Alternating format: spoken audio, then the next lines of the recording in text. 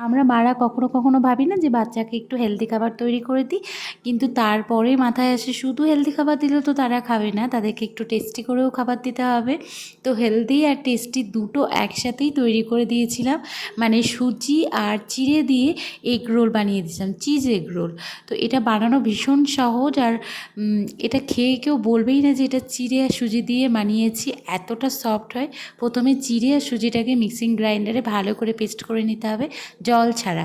তারপরে ময়দার মতো মেখে নিতে হবে। এই যে আমি বেলে নিয়েছি ভালো করে, এরপর শুকনো খোলায় ভালো করে ভেজে নিয়েছি।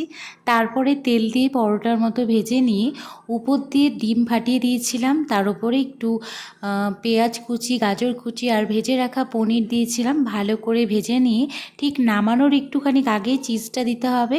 চিজটা দিয়ে এটা গরম গরম অবস্থাতেই রোল করে নিতে হবে। এই যে আমার তৈরি হয়ে গেছে চিজ এগ রোল পরোটা। কেমন লাগলো অবশ্যই